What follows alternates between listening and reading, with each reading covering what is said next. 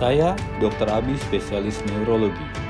Saya merupakan lulusan dari Universitas Pembangunan Nasional Veteran Jakarta pada tahun 2010. Dan pada tahun 2016 saya mendalami ilmu di bidang neurologi di Universitas Padjadjaran, Bandung. Neurologi merupakan salah satu cabang ilmu kedokteran yang mempelajari mengenai persyarafan pada manusia.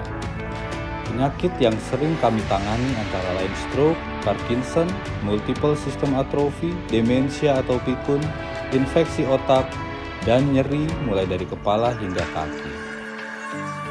Be there, salam sehat.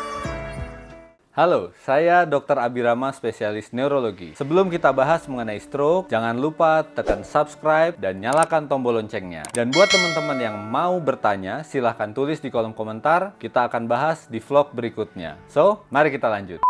Hal apa aja sih yang bisa kita lakuin supaya kita nggak gampang kena stroke? Kita bahas sekarang ya. Jadi faktor risiko stroke itu ada yang tidak bisa diubah dan ada yang bisa diubah.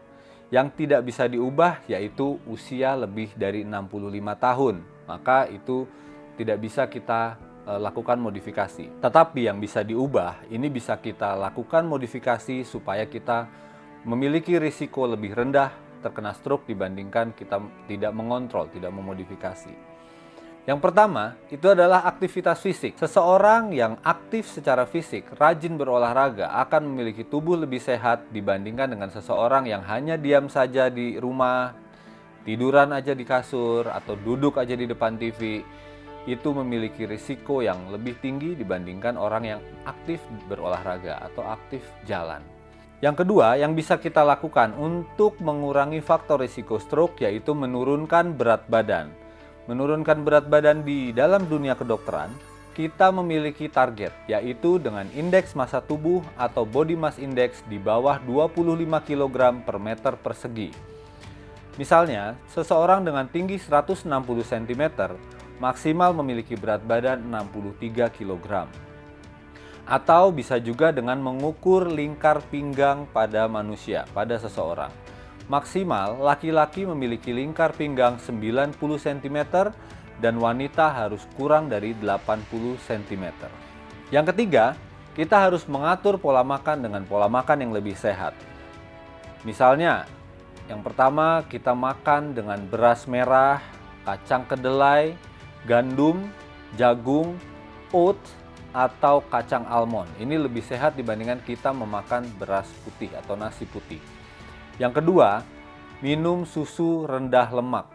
Karena pada susu yang rendah lemak itu banyak mengandung protein, kalsium, dan zinc yang dapat membantu kita menurunkan faktor risiko terjadinya stroke. Berikutnya, makan ikan, terutama ikan tuna dan salmon. Karena dalam tuna dan salmon itu terdapat zat yang bisa menurunkan kolesterol dalam tubuh. Sehingga risiko stroke menjadi lebih rendah. Disarankan untuk mengkonsumsi tuna dan salmon minimal 2 kali dalam 1 minggu. Setelah itu, disarankan kita untuk diet rendah garam dan tinggi kalium. Usahakan konsumsi garam paling banyak 6 gram dalam 1 hari. Dan untuk mendapatkan kalium, ada beberapa sumber kalium yang bisa kita makan. Sumber kalium alami antara lain adalah kurma dan pisang. Berikutnya, diet rendah gula. Gula di sini bukan hanya gula putih, tetapi juga nasi putih. Kita sebagai orang Indonesia pasti susah untuk menghindari makan nasi putih. Tetapi ada cara yang bisa kita lakukan untuk mensiasati bagaimana makan nasi putih, tetapi kadar gulanya tidak terlalu tinggi. Yaitu dengan makan nasi putih yang dingin. Jadi nasi putih ini setelah matang, kita masukkan ke dalam kulkas dengan suhu 4 derajat, didiamkan 24 jam. Kemudian ketika mau dimakan dihangatkan kembali. Itu bisa menurunkan kadar gula yang ada di dalam nasi putih. Atau kalau susah melakukan seperti itu, kita bisa mengganti makan nasi putih dengan nasi merah, kentang yang direbus, pasta atau roti gandum. Jangan roti yang dikasih coklat. Karena kadar gula darahnya tetap tinggi. Setelah kita bisa mengatur pola makan yang lebih sehat, kita juga harus bisa mengontrol stres dan istirahat yang cukup. Kalau kita banyak stres dan kurang tidur, maka faktor risiko terjadinya stroke pada kita akan lebih tinggi dibandingkan dengan orang yang cukup istirahatnya dan stresnya lebih rendah. Usahakan setiap hari kita bisa tidur antara 6-8 jam dengan kualitas tidur yang baik. Berikutnya, kita juga harus rajin memeriksakan kesehatan kita secara rutin ke dokter. Dengan kita rutin melakukan pemeriksaan kesehatan, kita bisa tahu tekanan darah kita seperti apa, kadar gula darah, kadar kolesterol, dan kadar asam urat yang merupakan faktor risiko terjadinya stroke pada manusia. Kali ini kita akan bahas mengenai hal apa saja yang harus dilakukan ketika kita bertemu pasien stroke pertama kali. Hal ini penting pada penanganan stroke karena dengan penanganan awal yang baik dan tepat, maka akan menentukan outcome atau hasil dari perawatan pasien stroke, terutama mencegah kecacatan yang lebih tinggi serta menghindari dari kematian. Saat ini, dunia kedokteran ada terapi yang dinamakan trombolisis dan ini sangat baik jika diberikan pada pasien stroke yang mengalami kejadian kurang dari 6 jam.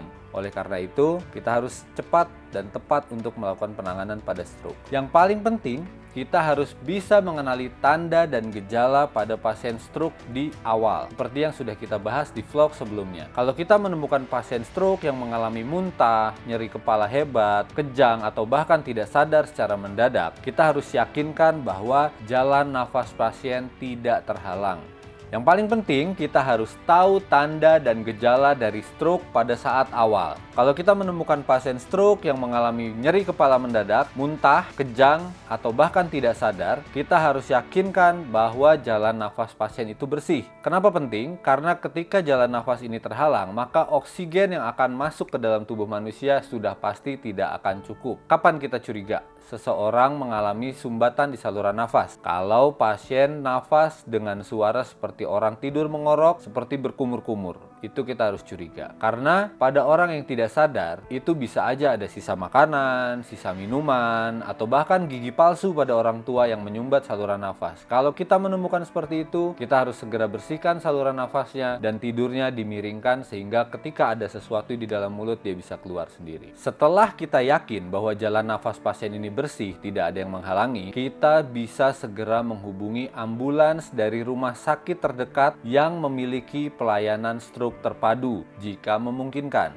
Kalau tidak bisa, kita harus membawa pasien ini dengan mobil pribadi ke rumah sakit terdekat yang memiliki pelayanan stroke terpadu. Nah, kalau kita bawa pasien dengan kendaraan pribadi, minimal harus ada satu orang yang menjaga pasien, meyakinkan supaya jalan nafasnya tetap terbuka, tidak terhalang. Karena prinsip kami sebagai dokter neurologi atau dokter ahli saraf itu adalah time is brain. Yang maknanya adalah semakin cepat kita melakukan pertolongan pada pasien, maka akan semakin banyak sel otak yang bisa kita selamatkan. Dan ujungnya, kita akan menurunkan angka kematian serta angka kecacatan pada pasien stroke. Begitu juga kalau kita mendapatkan pasien stroke yang tetap sadar, tetapi memiliki gejala wajah miring, bicaranya menjadi cadel, atau lemah anggota gerak sebelah, kita harus segera menghubungi ambulans rumah sakit terdekat atau membawa pasien dengan mobil pribadi ke IGD rumah sakit terdekat yang memiliki pelayanan stroke terpadu. Karena semakin cepat kita bawa, semakin cepat pasien itu mendapatkan pertolongan. Kita sering dengar kalau ada pasien stroke disarankan untuk ditusuk jari-jarinya sebelum dibawa ke rumah sakit. Menurut saya itu tidak perlu karena itu hanya mitos dan hanya membuang-buang waktu serta menyakiti pasien. Tetap saran dari saya adalah membawa pasien segera ke IGD rumah sakit terdekat supaya mendapatkan penanganan yang tepat dan cepat.